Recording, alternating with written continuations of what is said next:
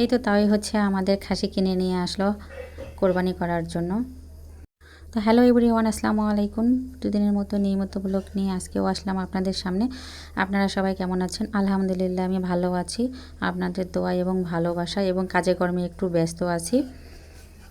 আমার শাশুড়ি আমার কিছুদিন আগে অনেক অসুস্থ হয়ে গিয়েছিল, এর ভিডিও আমি আপনাদের সঙ্গে অবশ্য শেয়ার করেছি। তো তার জন্যই হচ্ছে আজকের এই আয়োজন। তো তাওই হচ্ছে ছাগলের পাশাপাশি হচ্ছে আমাদেরকে অনেক বাজার খরচ করে এনে দিল। তো সেই আদা রসুন গরম মশলাগুলো হচ্ছে আমরা সবাই মিলে ছেলে এ তো হচ্ছে এখন বেটে রেডি করে নিয়ে নিলাম।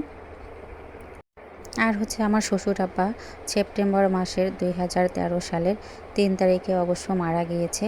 তো এই জন্য প্রত্যেক বছরে হচ্ছে আমরা এই প্রোগ্রামটি করে থাকি। তো আজকে শুক্রবারের দিন সকালবেলা ঘুম থেকে সবাই উঠে গেছি।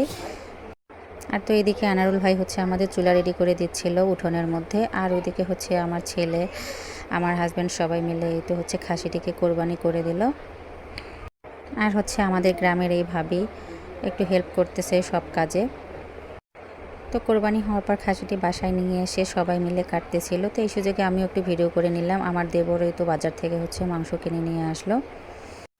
আর এই দিকে আমরা আলু ছিলে হচ্ছে সিদ্ধ বসিয়ে দিয়েছিলাম। এখনকার আলুগুলো হচ্ছে সিদ্ধ হতে চায় না, আমরা গরুর মাংসতে একটু আলু দেব। আর খাসির মাংস হচ্ছে শুধু ভুনা করব, আর বুটের ডাল থাকবে আমাদের আয়োজনে। তো প্রথমে হচ্ছে বুটের ডালগুলো আমরা রান্না করে নিয়েছি। এরপরে হচ্ছে এই তো গরুর মাংসগুলো বসিয়ে দিয়ে দিলাম। তো রান্না করতেছিল হচ্ছে আমার হাজব্যান্ড। আজকে বাবুর্চি আসার কথা ছিল, কিন্তু শুক্রবার বলে হচ্ছে ওনার নাকি 2 জায়গায় বিয়ের প্রোগ্রাম আছে, আসতে পারলো না। তো বাধ্য হয়ে আমরা সবাই মিলে আর কি সহযোগিতা করে অনেক কাজ করতেছি। বিশেষ করে হচ্ছে আমার মেজো ননাসের অনেক পরিশ্রম হয়েছে। আর আমার হাজব্যান্ড হচ্ছে এই তো রান্না বান্নার দায়িত্বে ছিল, উনি সব কিছু রেডি করে দিচ্ছিল আর হচ্ছে ও রান্না করতেছিল। তো আগুনের পরে আসলে প্রচণ্ড গরম ছিল। তো যাই হোক, কষ্টের মধ্যেই আবার সুখ আছে, সবাই একসঙ্গে হচ্ছে আজকে মিলিত হব। আমার হচ্ছে নানা শ্বশুর এলাকার আমার বাবার বাড়ির আর হচ্ছে আশেপাশের আত্মীয় স্বজন সবাইকে দাওয়াত করা হয়েছে। আর এদিকে আমার একটা মামি তো হচ্ছে খাসির মাংসগুলো ভালোভাবে পরিষ্কার করে নিয়ে আসলো। তো আলুগুলো সিদ্ধ হয়ে গেছে, মামি আর আমি সহ এই তো আলুগুলোকে ঢেলে ফেললাম। ওইদিকে হচ্ছে গরুর মাংস সিদ্ধ হয়ে গেছে, এখন আমরা আলুগুলো দিয়ে দেব। আর আমার দেবর এই তো হচ্ছে আবার বাজারে গিয়ে তো অল্প অল্প পরিমাণে হচ্ছে ভাত রান্না করতেছিলাম, যেহেতু ছোট চুলা। আর এদিকে হচ্ছে আর এক মামি পানগুলো পরিষ্কার করতেছিল। আর এই তো মাংসের মধ্যে আলু দিয়ে আমি একটু নেড়ে চেড়ে দিয়ে দিলাম আর কি। তো মাংসের কালারটা মাশাআল্লাহ অনেক ভালো হয়েছে।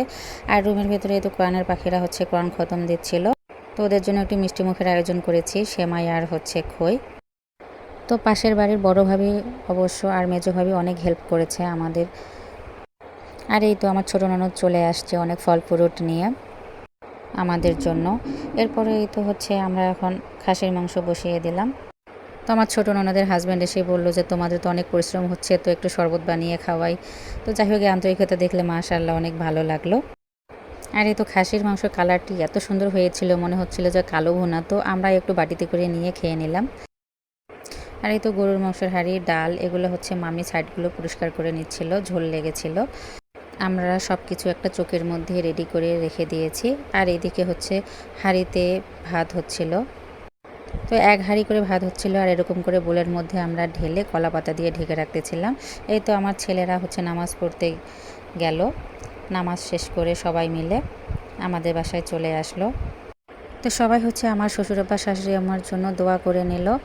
আলহামদুলিল্লাহ, আপনারাও একটু দোয়া করে দেবেন এবং আমার এই ভিডিওটি ভালো লাগলে একটু লাইক করবেন, কমেন্টস করবেন, পারলে একটু শেয়ার করবেন। তো আমাদের আজকের এই ছোটোখাটো আয়োজন এই পর্যন্তই। সবাই ভালো থাকবেন, সুস্থ থাকবেন। আল্লাহ হাফেজ।